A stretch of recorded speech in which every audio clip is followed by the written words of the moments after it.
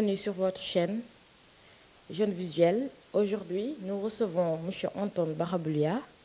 M. Anton, bonjour. Bonjour. Anton Baraboulia, faites une brève présentation de vous pour ceux qui ne vous connaissent pas. Je suis né en Ukraine. Ma ville natale maintenant à le nom Kropyvnytsky, c'est pratiquement le centre géographique de l'Ukraine. J'ai fait mes études à l'école professionnelle de médecine de Yefrem Mukhin et à l'université pédagogique d'État de Volodymyr Vinnychenko. Je suis un professeur d'anglais et d'allemand. Après les soutenances de ma thèse en philologie et de l'enseignement au ministère des Affaires étrangères de l'Ukraine, j'ai décidé de connecter ma vie avec la diplomatie et a fait mes études à l'Académie diplomatique d'Ukraine auprès du ministère des Affaires étrangères. C'est ma première mission. Parlez-nous un peu de votre pays, l'Ukraine. Il me semble que le nom d'Ukraine résonne maintenant partout dans le monde entier. En 1891, elle a obtenu son indépendance qu'elle avait perdue en 1821.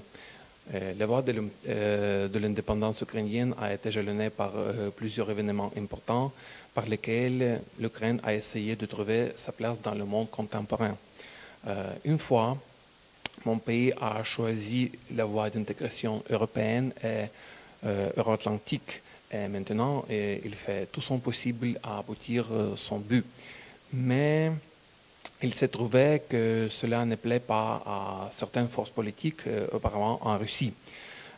Il y a 5 ans, l'Ukraine s'est heurtée à l'agression russe en Crimée et au Donbass, c'est la région à l'est d'Ukraine. Mais malgré les tentatives de notre voisin oriental de déstabiliser la situation en Ukraine, notre pays ne refuse pas son but à créer une société prospère où on respectait les droits de l'homme. Parmi les réussites ukrainiennes pendant les dernières 5 ans sont l'accord de libre-échange complet et approfondi entre l'Ukraine et l'Union européenne, l'accord d'association entre l'Ukraine et l'Union européenne, l'établissement de régime sans visa entre l'Ukraine et l'Union européenne. Et il y a encore un moment important dans le devenir de l'Ukraine comme un État indépendant, c'est-à-dire la formation de l'Église autocéphale. La religion joue un rôle important dans la société ukrainienne contemporaine et l'obtention de l'indépendance religieuse était pratiquement le jalon dernier dans la lutte contre l'influence idéologique russe. Quel est le rôle qu'un ambassadeur joue dans un pays? La définition classique, c'est la représentation de son pays auprès de l'autre pays. Mais qu'est-ce qu'on met dans cette notion? Un ambassadeur est un soi-disant pont entre des pays, entre des peuples, entre des sociétés. Il sonorise la position de son pays sur les questions importantes. Et il cherche des partenaires d'échange. Il représente la culture de son pays. Il fait beaucoup de choses qui aident les deux pays de se comprendre, de se respecter, de s'aimer. Grâce à un bon ambassadeur, des pays différents dans ses histoires, dans ses cultures, dans ses modes de vie deviennent plus proches. Et ils même deviennent des amis. C'était toujours important et c'est important maintenant. Les relations qu'entretiennent l'Ukraine et le Sénégal sont de quelle nature? Nos relations étaient toujours un peu neutres. Et il me semble que c'était parce que nos deux pays se sont connus très peu. Je suis sûr que nous avons beaucoup à dire l'un l'autre. Il faut se transformer des pays inconnus et explorer à ceux amicaux. Nos relations doivent devenir cordiales et sincères. Quel est le genre de coopération qui lie l'Ukraine et le Sénégal? Malgré les aspirations fondamentales de l'Ukraine qui sont connectées tout d'abord avec l'Europe et l'Union européenne, elle n'oublie pas ses connexions avec les pays africains, notamment ceux de la région de l'Afrique de l'Est, comme le Sénégal. D'abord, c'est la coopération militaire et technique. Les produits principaux d'exportation d'Ukraine restent les métaux ferreux, les céréales, les huiles végétales et les produits alimentaires. En 2018, le volume des échanges commerciaux s'est enlevé en plus de 45% à 173 millions de dollars. Plusieurs partenaires et concurrents étrangers de l'Ukraine travaillent activement dans l'Afrique. Elle comprend que l'expérience acquise ici est inestimable. L'Afrique, y compris le Sénégal, a besoin d'être étudiée et aimée. Et ce n'est qu'ainsi que nous réussirons. Vu les relations diplomatiques qui existent entre le Sénégal et l'Ukraine, est-ce que votre gouvernement octroie des bourses aux étudiants sénégalais et immigrés qui voudraient dans l'avenir étudier ou travailler dans votre pays?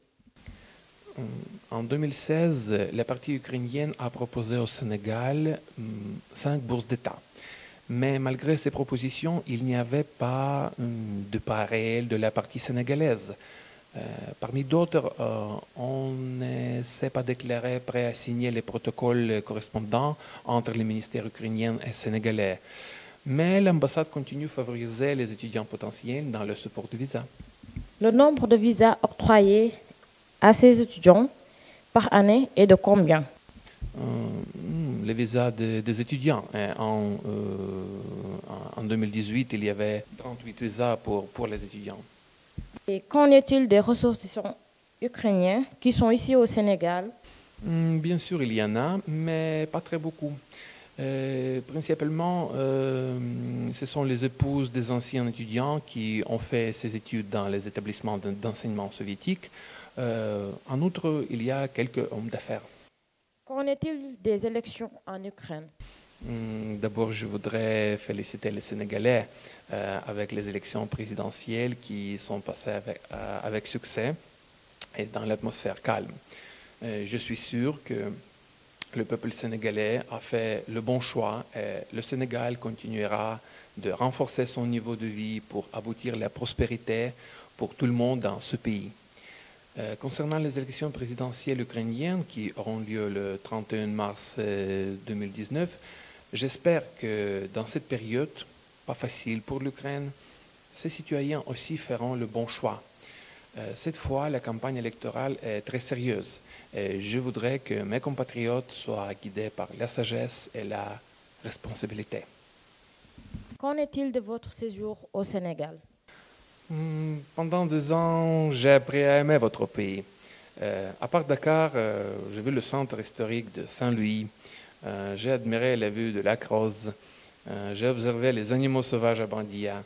Je suis sûr que le Sénégal pourrait devenir un paradis touristique, mais en même temps, vous ne devez pas oublier qu'il faut investir dans ce domaine.